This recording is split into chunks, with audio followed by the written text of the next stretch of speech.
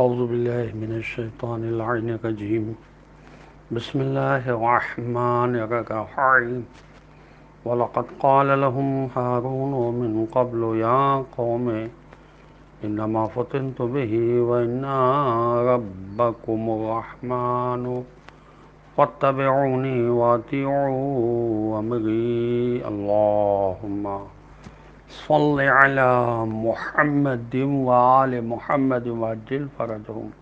السلام علیکم ورحمۃ اللہ وبرکاتہ. اللہ تبارک و تعالیٰ کا شکر ہے کہ سورہ طٰہٰ جو قرآن مجید کا 20 نمبر کا سورہ ہے، اس کی آیت نمبر 90 یعنی 90 کی تلاوت کا شرف میں نے حاصل کیا، جس کا ترجمہ یہ ہے کہ اور ہارون علیہ السلام نے ان سے پہلے کہہ دیا تھا، اے میری قوم، بے شک تم اس کی وجہ سے آزمائش میں پڑ گئے ہو، جبکہ تمہارا رب تو رحمان ہے، لہذا تم میری پیروی کرو اور میرے حکم کی اطاعت کرو.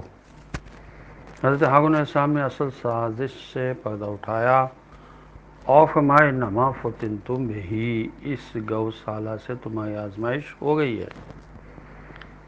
وَإِنَّ رَبَّكُمُ الرَّحْمَنُ، تمہارا رب تو رحمان ہے. اس سے یہ بات واضح ہو گئی کہ بنی اسرائیل نے گوشالہ کو رحمان کی جگہ دی تھی. بائبل کے نزدیک گوشالہ پرستی کا جرم حضرت ہارون علیہ السلام سے سرزد ہوا تھا. قرآن نے بائبل کے اس الزام کو رد کر کے حضرت ہارون علیہ السلام کو اس ناکردہ گناہ سے بری ذمہ قرار دیا، لیکن آج بھی مستشرقین کو یہ اصرار ہے کہ گوشالہ پرستی جیسے مشرکانہ جرم کا ارتکاب ہارون علیہ السلام ہی نے معاذ اللہ کیا تھا. ہر انحراف کے وقت اللہ کی طرف سے ایک حجت قائم ہوتی ہے.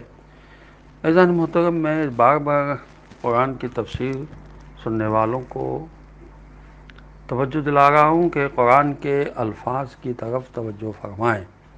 قرآن کے الفاظ سے اگر ہم مانوس ہو جائیں تو ہمیں تفسیر پڑھنے میں مزہ آئے گا اور قرآن کا ترجمہ کرنا بھی ہم خود سیکھ سکتے ہیں. مثلا ایک لفظ ہے سألہ، سین حمزہ لام، اسی سے السؤول نکلا ہے، یعنی اس حاجت کو کہتے ہیں جس پر نفس حریص ہو. اب قرآن میں یہ لفظ کہاں استعمال ہوا، اس کو ہم تلاش کر سکتے ہیں. آج کل ایپ ایسی موجود ہیں جس میں ریسرچ کے عنوان سے ہم تلاش کر سکتے ہیں کہ یہ کہاں لفظ استعمال ہوا. سورہ مبارکہ ہے طٰہٰ، قرآن مجید کا 20 نمبر کا سورہ ہے، اس کی آیت نمبر 36 میں یہ لفظ استعمال ہوا، قد اوتیت سؤلک یا موسیٰ، موسیٰ تمہاری دعا قبول کر لی گئی. اور یہ سؤول وہی ہے جس کا تذکرہ آیت میں ہے کہ رب اشرح لی صدری. السؤول اور الامنیہ کے قریب قریب ایک ہی معنی، لیکن امنیہ کا لفظ اس خواہش پر بولا جاتا ہے جو تاحال انسان کے دل میں ہو اور اس کا اظہار نہ کیا ہو، لیکن سؤول اس حاجت کو کہتے ہیں جو طلب بھی کی جا چکی ہو. تو گویا سؤول کا درجہ امنیہ کے بعد کا ہے. اب ایک لفظ ہوتا ہے سین با با، سببا. السبب اس رسی کو کہتے ہیں جس سے درخت، خرما وغیرہ پر چڑھا اور اس سے اترا جاتا ہے، اس کی جمع اسباب ہے. قرآن مجید میں استعمال ہوا ہے لفظ فَلْيَرْتَقِبُوا فِي الْأَسْبَابِ. یہ سورہ صاد قرآن مجید کا 38 نمبر کا سورہ ہے، اس کی آیت نمبر 10 میں لفظ استعمال ہوا. تو ان کو چاہیے کہ سیڑھیاں لگا کر آسمان پر چڑھیں. اور یہ معنوی لحاظ سے جو آیت ہے قرآن مجید کی سورہ طور کی 38، ام لہم سلم یستمعون فیہ، یا ان کے پاس کوئی سیڑھی ہے کہ اس پر چڑھ کر آسمان سے باتیں سناتے ہیں، کہ مضمون کی طرف اشارہ ہے. پھر اسی مناسبت سے ہر اس شے کو سببن کہا جاتا ہے جو دوسری شے تک رسائی کا ذریعہ بنتی ہو. چنانچہ قرآن میں ہے وَآتَيْنَاهُ مِن كُلِّ شیء سببا فاتبع سببا۔ یہ سورہ کہف کی آیت نمبر 84 اور 85 ہے، جس کا میں نے تلاوت کا شرف حاصل کیا، اور اسے ہر قسم کے ذرائع بخشے سو وہ ایک راہ پر چلا۔ مطلب یہ ہے کہ اللہ تعالیٰ نے اسے ہر چیز کی معرفت اور سامان و ذرائع عطا کیے تھے جس کے ذریعے وہ اپنے مقصود تک پہنچ سکتا تھا۔ چنانچہ اس نے ایک ذریعہ اختیار کیا، اور آیت کریمہ لعلی ابلغ الاسباب، اسباب السماواتی، یہ سورہ نمبر 40 کی آیات 36 اور 37 ہیں۔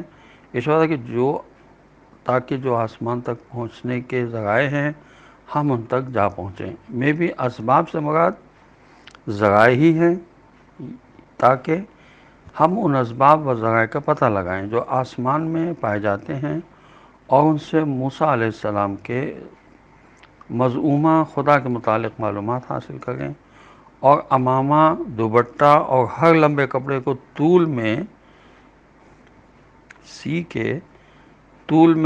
رسی کے ساتھ تشبیہ دے کر بھی سببن کہا جاتا ہے۔ اسی جہت سے شاہراہ کو بھی سببن کہہ دیا جاتا ہے، جیسا کہ شاہراہ کو بھی خیطہ یعنی تاگا اور کبھی محدود کپڑے کے ساتھ تشبیہ دی جاتی ہے۔ السبب یہ مصدر ہے، اس کے معنی مغلظات اور فحش گالی دینا کے ہیں۔ قرآن میں ہے لا تسبوا الذین یدعون من دون اللہ فیسبوا اللہ عدوا بغیر علم۔ تو جو لوگ خدا کے سوا دوسرے معبودوں کو حاجت روائی کے لیے بلایا کرتے ہیں، یعنی ان کی پرستش کرتے ہیں، ان کو برا نہ کہو کہ یہ لوگ بھی از راہ نادانی ناحق خدا کو برا کہہ بیٹھیں گے۔ تو اللہ تعالیٰ کو گالیاں دینے کے یہ معنی نہیں ہے کہ وہ صحیح الفاظ میں اللہ تعالیٰ کو گالیاں دیں گے، کیونکہ اس طرح تو کوئی مشرک بھی نہیں کرتا، بلکہ مراد ہے کہ وہ جوش میں آ کر شان الہی میں گستاخی کریں گے اور ایسے الفاظ استعمال کریں گے جو اس کی ذات کے شائن شان نہیں ہے، جیسا کہ عام طور پر مجادلے کے وقت ہوتا ہے۔ اسی لیے مراجع کا فتویٰ ہے کہ دوسرے فرقوں کے جو باعزت لوگ ہیں ان کو کھلے عام برا بھلا نہ کہو۔ السلام علیکم ورحمۃ اللہ وبرکاتہ۔